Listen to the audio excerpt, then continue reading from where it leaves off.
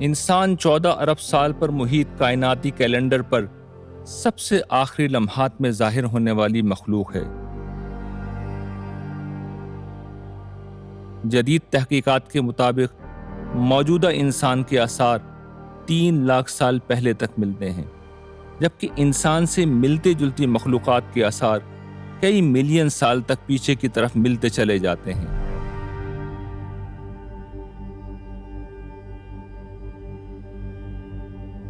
نظریہ ارتقاء کے تصورات اور قدیم انسانی فوسلز کی یہی وہ دریافتیں ہیں جن کی بنیاد پر یہ دعویٰ کیا جاتا ہے کہ تخلیق انسانی کے مذہبی تصورات، خاص طور پر ابراہیمی مذاہب کے تصور آدم کی کوئی اساس باقی نہیں بچی، اور یہ مذہبی کتابوں کی بیان کردہ ایک داستان کے سوا کچھ نہیں۔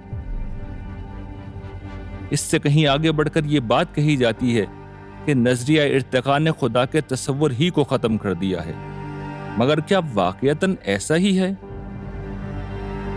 انسان کی کہانی میں انسان کی تخلیق کے مرحلے کو بیان کرتے ہوئے آج ہم اس سوال کا بھی جائزہ لیں گے۔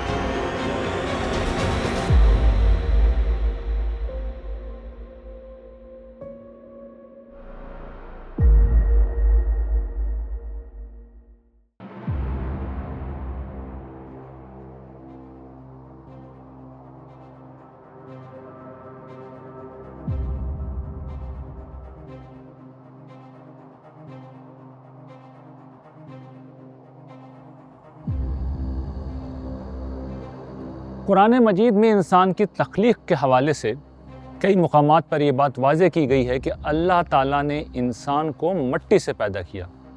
اس پر مزید بات کرنے سے پہلے یہ سمجھنا ضروری ہے کہ قرآن مجید اس بات کو بار بار کیوں دہراتا ہے۔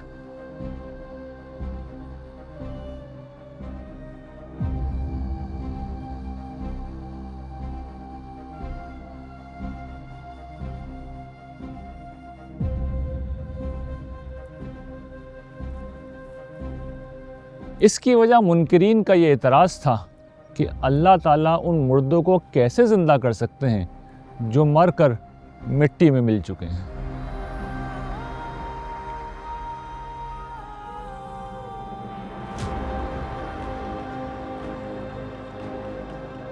یہی وہ اعتراض ہے جس کے جواب میں اللہ تعالیٰ یہ بتاتے ہیں کہ انہوں نے پہلی دفعہ بھی انسانوں کو مٹی ہی سے پیدا کیا تھا۔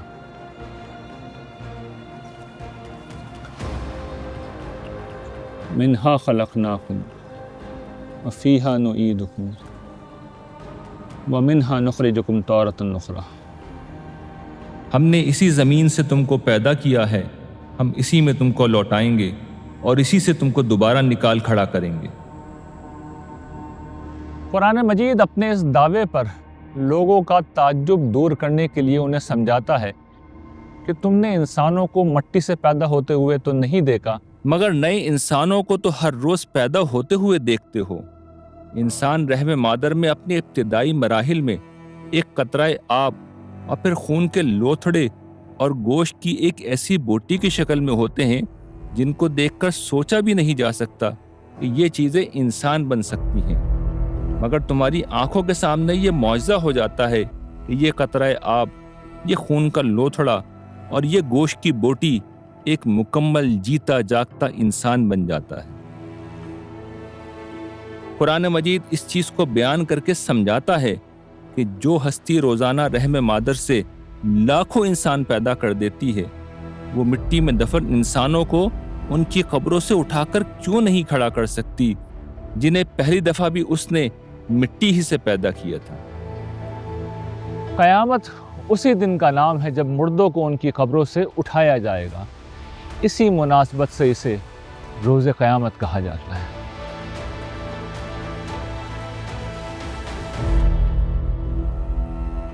قرآن مجید میں یوں تو کئی مقامات پر انسان کے مٹی سے پیدا کیے جانے کا ذکر ہے، مگر ایک مقام پر واضح کر دیا گیا ہے کہ مٹی سے تو انسان کی تخلیق کا آغاز ہوا، اس کے بعد کئی مراحل سے گزر کر موجودہ انسان وجود میں آیا۔ وہی اللہ ہے جس نے جو چیز بھی بنائی ہے خوب ہی بنائی ہے۔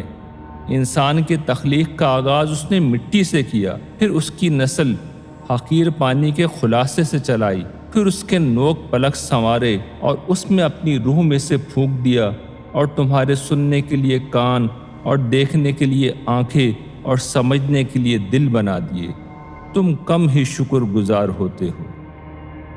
عام مذہبی تصورات کے برعکس قرآن کا تصور یہ نہیں کہ اللہ تعالیٰ نے ایک روز مٹی کا ایک پتلا بنایا اور اس میں روح پھونک دی۔ قرآن مجید کے مطابق موجودہ انسان کو 3 مراحل سے گزار کر وجود میں لایا گیا ہے۔ پہلا مرحلہ وہ ہے جس میں انسانوں کو براہ راست مٹی سے پیدا کیا گیا۔ پہلے مرحلے میں تو اللہ تعالیٰ نے انسان کا حیوانی قالب بنایا، اور حیوانی قالب میں ظاہر ہے وہ شخصیت نہیں تھی جو آدم و حوا کو دی گئی۔ دوسرا مرحلہ وہ ہے جس میں انہی انسانوں میں جنسی تعلق کی صلاحیت پیدا کی گئی، اور پھر اسی کے ذریعے سے ان کی نسل آگے بڑھنا شروع ہوئی۔ اللہ تعالیٰ کا جو عمومی قانون ہم دیکھتے ہیں وہ یہ ہے کہ وہ جب بہت لوگوں کو پیدا کرتا ہے تو اس کثیر تعداد میں پیدا کر دیتا ہے کہ ان کی یہ کثرت ہی ان کی حفاظت کا ذریعہ بن جاتی ہے۔ پھر یہ کہ ایسی جگہوں کا انتخاب کر لیتا ہے جہاں ماحول ان کی حفاظت کے لیے کفایت کرتا ہے۔ تیسرا مرحلہ وہ ہے جس میں اس ابتدائی انسان کو جنسی اختلاط کے عمل سے گزار کر جسمانی طور پر بتدریج بہتر بنایا گیا، یہاں تک کہ موجودہ انسان وجود میں آ گیا۔ تو جس پروردگار نے یہ پیدا کیا ہے وہ حفاظت کے لیے بے سے اہتمام کر سکتا ہے۔ آخر جانوروں کے بچے پیدا ہوتے ہیں، جنگلوں میں پیدا ہوتے ہیں، اور بہت سے شکاری جانور ان کا شکار کرنا چاہتے ہیں، لیکن کیا ان کی پیدائش رک گئی ہے؟ وہ شکار بھی ہوتے ہیں اور جیتے بھی رہتے ہیں، بڑے بھی ہوتے ہیں، اور اس کے بعد اس دنیا کے اندر رونق بھی پیدا کرتے ہیں اور اس کی زیبائی کا ذریعہ بھی بنتے ہیں۔ اس کے بعد نفخ روح کا عمل ہوا، جس کے نتیجے میں اس حیوانی وجود میں انسانی شعور پیدا ہوا اور سوچنے سمجھنے کی عقلی صلاحیت نے جنم لیا۔ یہی عقل انسان کا وہ اصل شرف ہے جس کی بنا پر انسان باقی جانداروں پر حکمرانی کرتا ہے۔ کہ اس حیوانی قالب کو بنانے کے بعد، اور جو ظاہر ہے کہ دسیوں لوگ ہو سکتے ہیں جو اس سے پیدا ہوئے ہوں، ایک تصفیے اور تطہیر کے عمل سے گزارا گیا، اور جب وہ ہر لحاظ سے درست ہو گئے تو ان میں سے 2 کا انتخاب کر کے ان کو انسانی شخصیت دی گئی۔ اس میں قرآن نے بتایا ہے کہ ان کو فرشتوں کی نگرانی میں ایک باغ میں رکھا گیا۔ آدم و حوا کے لیے تو یہ خصوصی اہتمام کیا گیا کہ ان کی حفاظت بھی ہو اور وہ اطمینان کے ساتھ آگے اپنی زندگی کی ابتدا کر سکیں، لیکن جب تک ان کی پشت پر جو حیوانی عمل تھا وہ رہا، اس کی کوئی حفاظت کی ضرورت نہیں تھی۔ پیدا بھی ہوتے رہے، دوسرے جانوروں کا شکار بھی ہوتے رہے ہوں گے، کچھ بچ بھی جاتے رہے ہوں گے۔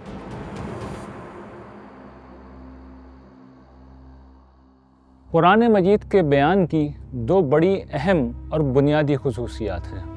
ایک یہ کہ وہ پچھلے آسمانی صحیفوں کی اس بات کی تصویب کر دیتا ہے کہ انسان مٹی سے بنا۔ دوسری یہ کہ پچھلے الہامی صحیفوں کی بات میں جو انسانی اضافے ہوئے تھے ان کو ہٹا کر وہ ایک ایسی بات سامنے لاتا ہے جو جدید سائنسی دریافتوں کی ایک مختلف لیکن ایسی توجہ کرتی ہے جو ہر اعتبار سے معقول اور قابل قبول ہے۔ اس تاریخ میں بنیادی کردار چرچ کی اس رویے کا رہا جس میں انہوں نے انسانی آزادی اور جدید علمی تحقیقات کا راستہ روکا۔ اسی طرح یورپ کے بعض اہل علم نے بعض ایسے مذہبی بیانیے بھی پیش کیے جو جدید انسان کے لیے پہلے مذہب اور آخر کار خدا کے انکار کا سبب بنے۔ مثال کے طور پر زمین کا کائنات کا مرکز ہونا، یا پھر یہ نقطہ نظر کہ زمین کی تخلیق 6000 برس پہلے ہوئی، یا بائبل میں مخلوقات کی پیدائش کے 6 دنوں کا اختتام شام پر اور آغاز صبح سے بیان ہونا۔ وقت نے ثابت کر دیا یہ زمین کائنات کا مرکز ہے۔ نہ یہ دنیا ہفتے کے صبح و شام والے 6 دنوں میں بنی ہے، اور نہ یہ زمین اور دیگر مخلوقات 6000 سال پہلے ہی وجود میں آئیں۔ مگر یہ اور ان جیسی بہت سی باتیں جب مذہب اور خدا کے نام پر کی گئیں تو جدید انسان کو انکار خدا تک لے گئیں۔ اس کی وجہ یہ ہے کہ خدا کی طرف منسوب کیا جانے والا ایک بھی غلط بیان خدا کی ہستی کو مشتبہ کرنے کے لیے کافی ہے۔ خدا غلطی نہیں کر سکتا، اور جو غلطی کرے وہ خدا نہیں ہو سکتا۔ تاہم جن تصورات کی بنا پر انکار خدا کا ذہن پیدا ہوا وہ خدا کی اپنی بات نہیں بلکہ مذہب میں کیے گئے انسانی اضافے، انسانی فہم یا ترجمے کی غلطیاں تھیں۔ جبکہ قرآن مجید کا کمال یہ ہے کہ یہ ہر طرح کی تبدیلیوں سے محفوظ وہ کتاب الہی ہے جو پچھلے آسمانی صحیفوں پر نگہبان ہے۔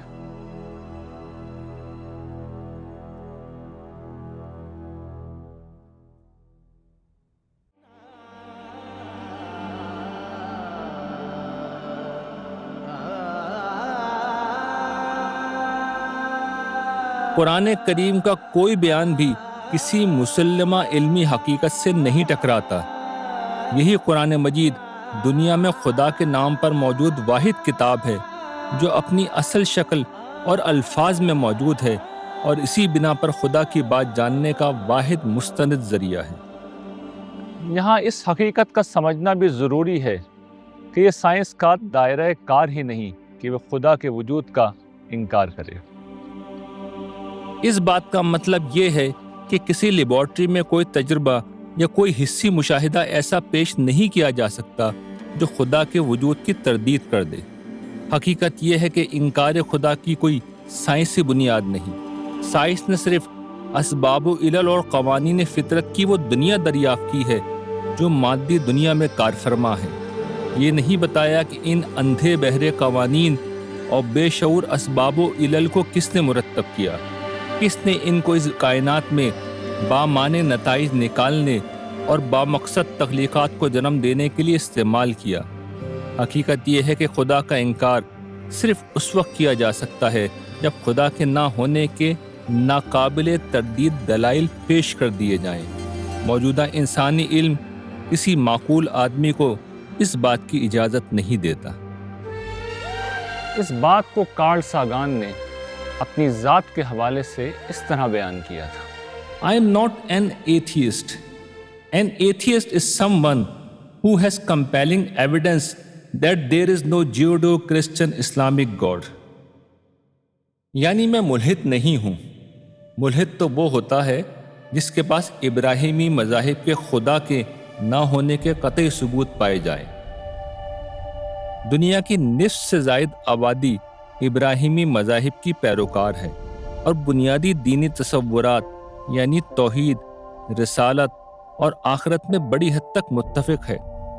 کارل ساگان نے ابراہیمی مذاہب کے خدا کا خاص طور پر اس لیے ذکر کیا ہے کہ ان میں خدا ایک شخصیت کے طور پر سامنے آتا ہے جس کا کائنات سے جدا اپنا وجود ہے، جبکہ خدا کا ایک دوسرا تصور جو مشرکانہ مذاہب میں عام ہے، اس میں خدا کائنات سے جدا الگ شخصیت نہیں بلکہ کائنات میں جاری و ساری اور ہر شے میں موجود ہے۔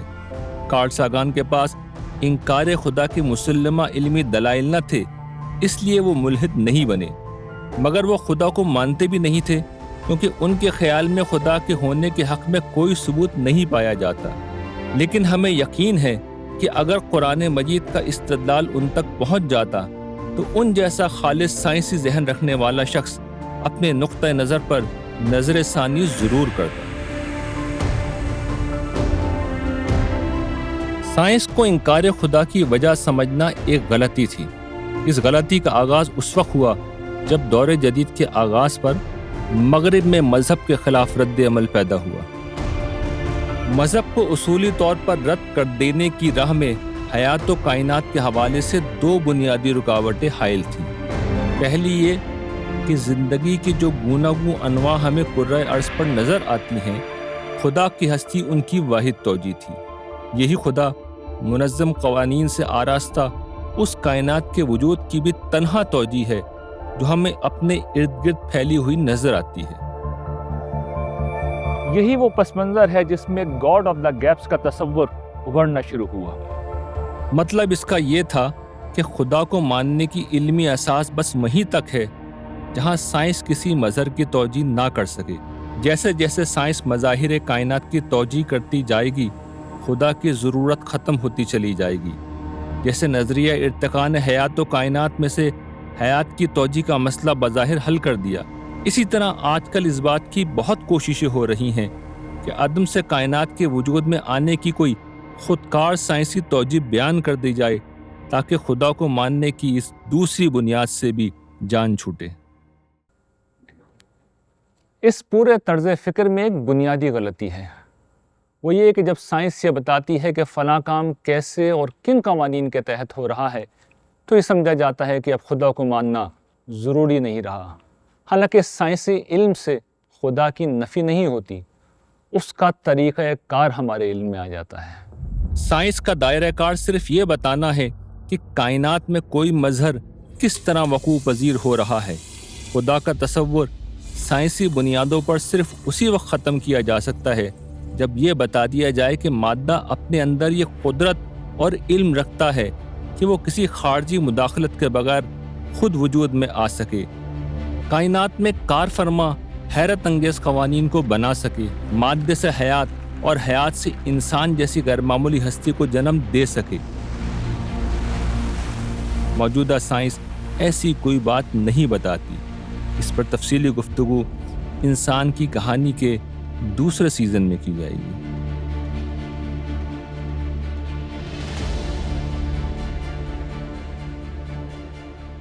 ہمارا خدا گاڈ آف گیپس نہیں، گاڈ آف غیب ہے۔ وہ سب کچھ کرتا ہے مگر خود غیب میں رہتا ہے۔ خدا مادی مشاہدات سے بلند ہے، اسے تو غیب میں رہتے ہوئے عقلی دلائل کی بنیاد ہی پر ماننا ہوگا۔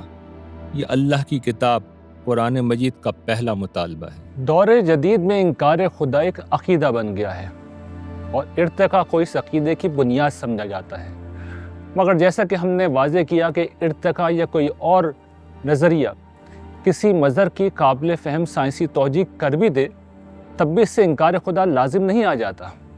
یہ سائنس اور سائنسی نظریات کا دائرہ کار ہی نہیں کہ وہ خدا کا انکار کر سکیں۔ نظریہ ارتقاء کے حوالے سے بیان کیے جانے والے نتائج فکر اگر درست ہوں تب بھی ان میں کوئی چیز ایسی نہیں جو خدا کا نہ ہونا ثابت کر دے۔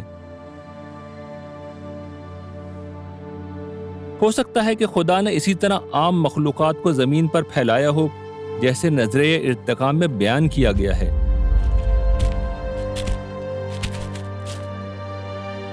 قرآن مجید نہ اس کی تصدیق کرتا ہے نہ تردید، یہ اس کا موضوع ہی نہیں، اس کا موضوع انسان کی ہدایت ہے۔ تاہم ایک چیز ایسی ہے جس میں قرآن مجید کے بیانات اور جدید سائنس کی تحقیقات میں بظاہر ٹکراؤ پیدا ہو رہا ہے۔ وہ قرآن مجید کا یہی بیان ہے کہ اللہ تعالیٰ نے انسان کی تخلیق کا آغاز مٹی سے کیا۔ دوسری طرف نظریہ ارتقاء کے حاملین کا خیال ہے کہ انسان اور چمپینزی کسی ایک ہی جانور کی ارتقائی شکلیں ہیں، یعنی دونوں ایک ہی اصل سے نکلے ہیں۔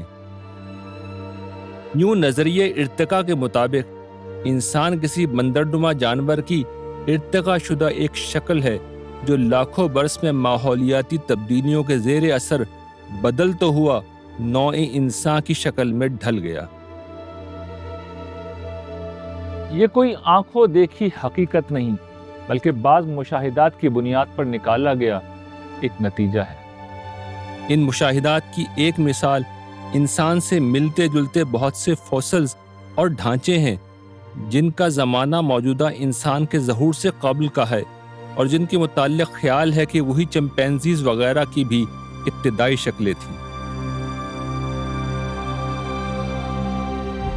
اس پورے معاملے میں دو چیزیں ہیں جنہیں الگ الگ کر کے دیکھنا چاہیے۔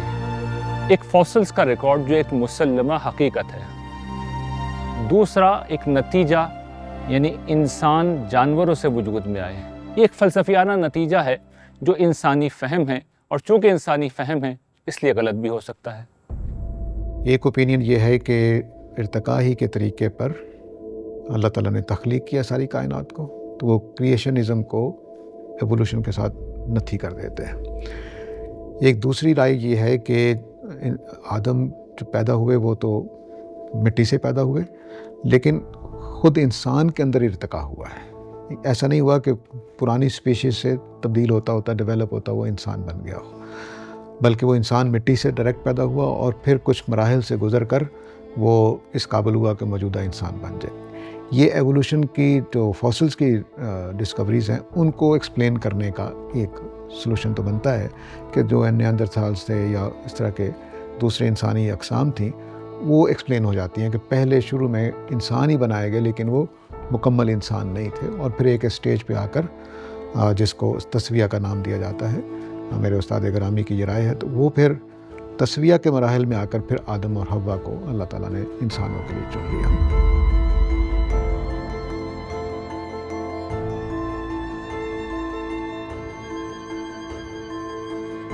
پہلے مرحلے میں تو اللہ تعالیٰ نے انسان کا حیوانی قالب بنایا، اور حیوانی قالب میں ظاہر ہے وہ شخصیت نہیں تھی جو آدم و حوا کو دی گئی۔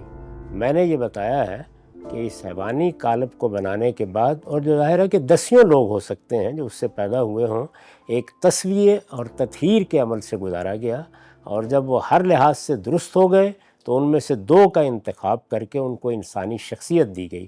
اس میں قرآن نے بتایا ہے کہ ان کو فرشتوں کی نگرانی میں ایک باغ میں رکھا گیا۔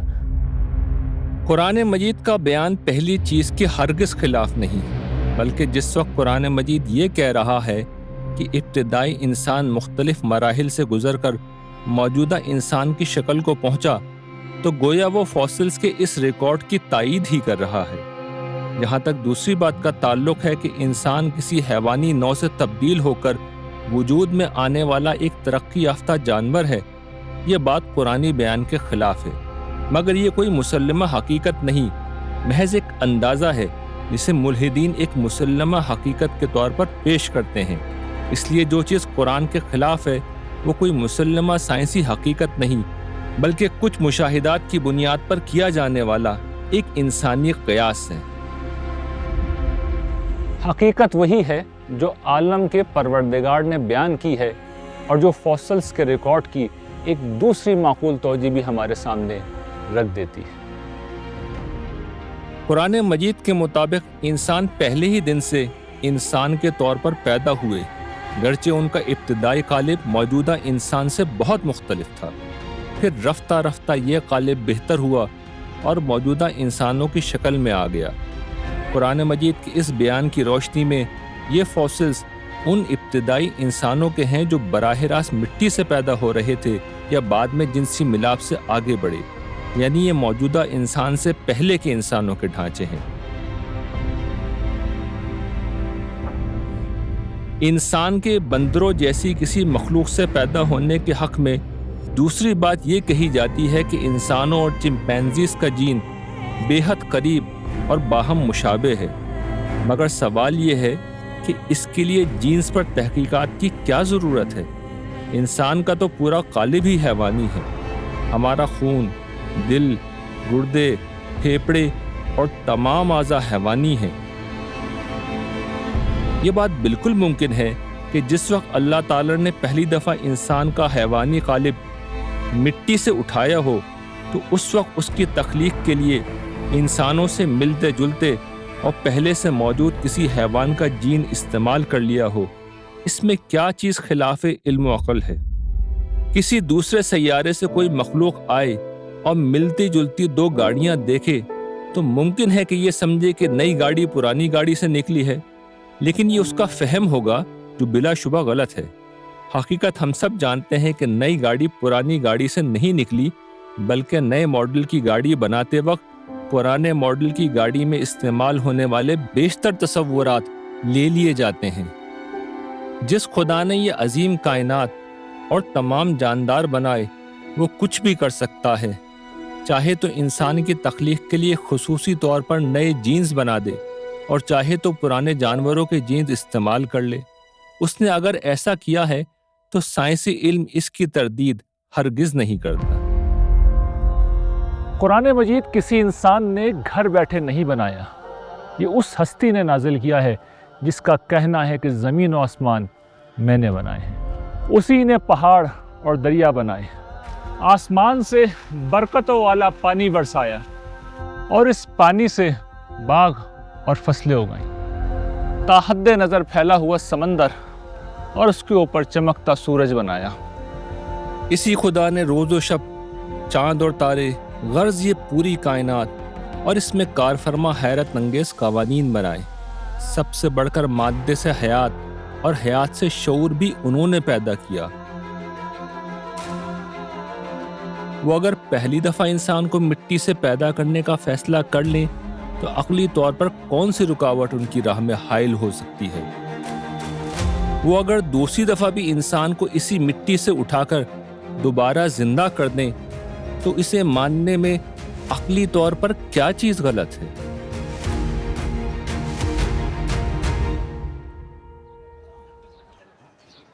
एक सवाल ये भी किया जाता है कि इंसान को खुदा की खुसूसी तख्लीक क्यों माना जाए।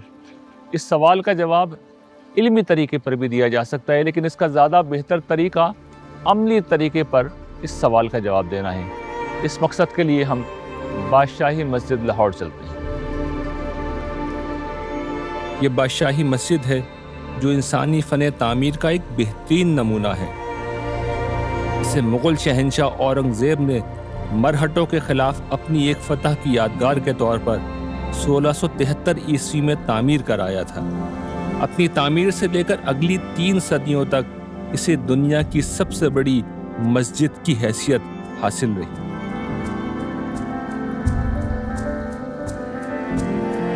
मुग़ल फ़न तामीर के इस शाहकार के मुताल्लिक़ चंद बातें बिल्कुल वाज़ेह हैं। औरंगज़ेब ने इसका ख्याल मेमारों के सामने रखा।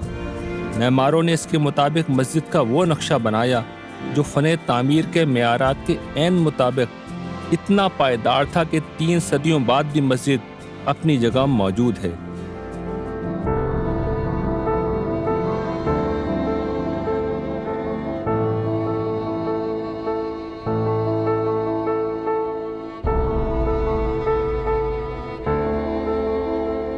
इसके डिज़ाइन में रूहानियत, खूबसूरती और अज़मत तीनों ही जमा है।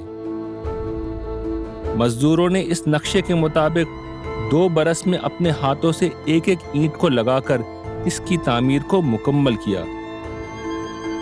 जाहिर है कि इस अमल में उनको मुआवजा दिया जाता रहा और आखिरकार इसमें इबादत का वो अमल शुरू हुआ जो आज तक जारी है।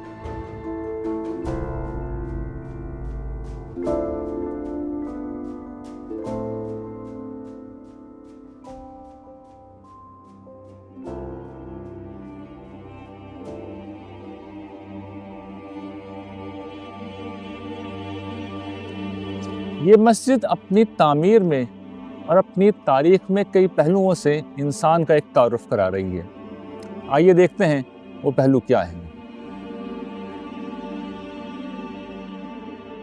इंसान में अपनी हस्ती का एहसास और बका का जज्बा पाया जाता है।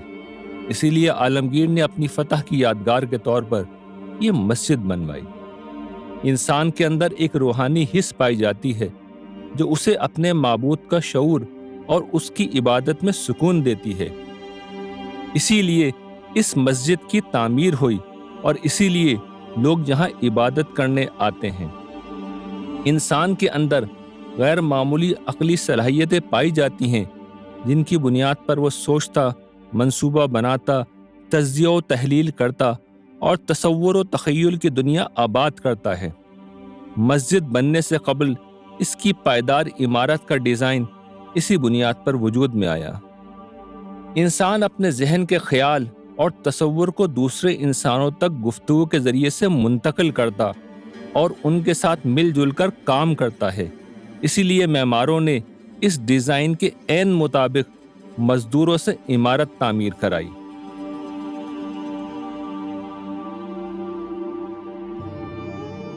انسان میں خیر و شر کا تصور اور عدل و انصاف کی طلب پائی جاتی ہے۔ اسی بنیاد پر بادشاہ وقت نے مزدوروں کو ان کی مزدوری دی تھی اور آج کے دن تک یہاں ملازم لوگوں کو ان کے کام کے صلے میں تنخواہ دی جاتی ہے۔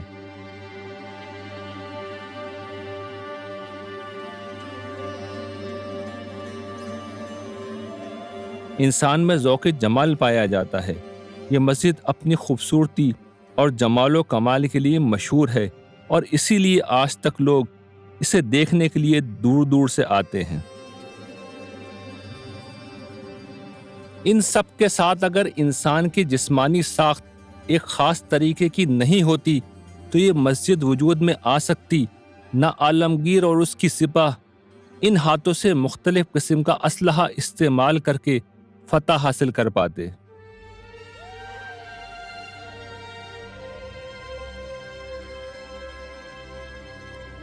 اسی بادشاہی مسجد کے عین سامنے شاعر مشرق علامہ اقبال کا مزار ہے۔ عالمگیر کے جن ہاتھوں نے اسلحہ چلایا، مزدوروں نے یہ مسجد تعمیر کی، انہی کو استعمال کر کے علامہ اقبال نے لافانی اشعار کہے۔ بادشاہی مسجد اپنی ذات میں اس بات کا اعلان عام ہے کہ انسان خدا کی ایک خصوصی تخلیق ہے۔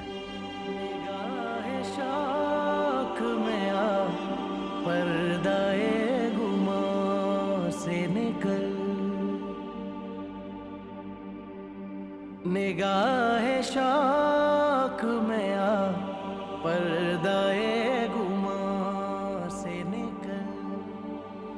اگر یہ ہاتھ نہ ہوتے یا ہاتھ آگے پیچھے دائیں بائیں اور ایک دائرے میں ہر سمت گھومنے کی صلاحیت نہ رکھتے، اگر انگلیاں مڑ نہ سکتیں، اگر ہاتھوں میں انگوٹھا نہ ہوتا جو ہاتھوں کو غیر معمولی گرفت دیتا ہے، اگر انسان سیدھا نہ کھڑا ہو سکتا، اگر انسان اپنے جسم کو مختلف طریقوں سے موڑ نہ سکتا اور ان جیسی دیگر بہت سی خصوصیات جسم انسانی میں نہ ہوتی تو پچھلی تمام چیزوں کے باوجود انسان مسجد بنا پاتا نہ بہت سے وہ کام کر پاتا جو وہ اب کر سکتا ہے۔ اس کی ایک بہترین مثال نماز ہے، جس میں انسان کا جسم ہر جوڑ کو استعمال کرتے ہوئے بندگی کے مختلف انداز اختیار کرتا ہے۔ اس لیے جب قرآن یہ کہتا ہے کہ اللہ تعالیٰ نے انسان کو اپنے ہاتھوں یعنی خصوصی اہتمام کے ساتھ بنایا ہے تو اس بات کو ماننے میں کوئی عقلی رکاوٹ حائل نہیں ہوتی۔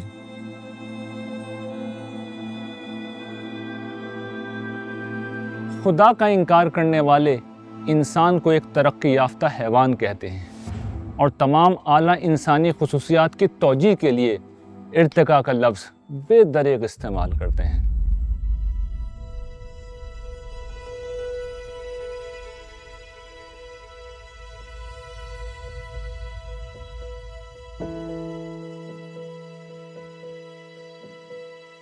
یہ سائنس نہیں ہے، یہ ایک باطل فلسفہ ہے جو اس سوال کا کوئی معقول جواب دینے سے مکمل طور پر قاصر ہے کہ اگر انسان محض ایک ترقی یافتہ حیوان ہے تو جینیاتی طور پر انسان سے قریب دیگر جانور تہذیب و تمدن اور علم و فن کی وہ دنیا بنانے میں کیوں کامیاب نہیں ہو سکے جو انسان نے بہت مختصر وقت میں بنا لی ہے۔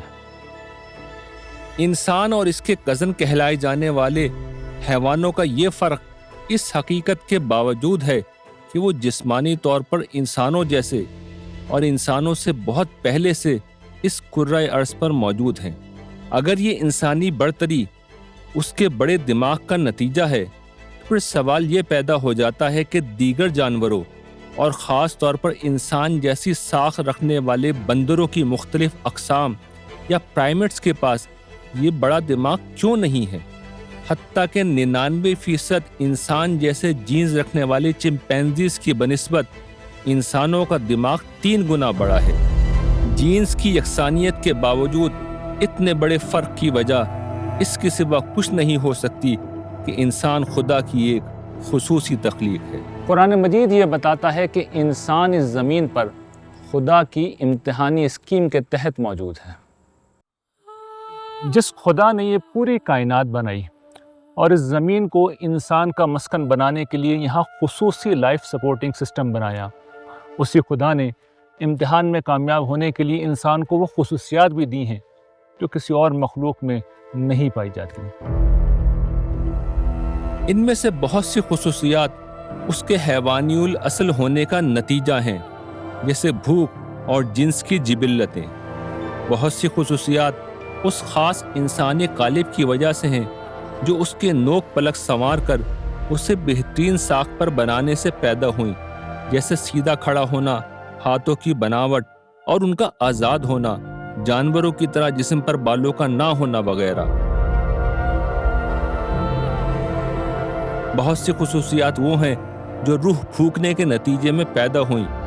روح پھونکنا ایک خدائی امر ہے جس کی حقیقت سمجھنا تو ممکن نہیں، لیکن اس کے نتیجے میں جو خصوصیات پیدا ہوئیں انہیں قرآن بیان کر دیتا ہے، جیسے اپنے حیوانی وجود سے بلند تر اپنی ہستی کا احساس، غیر معمولی عقلی صلاحیتیں، روحانیت، خیر و شر کا شعور، ذوق جمال وغیرہ۔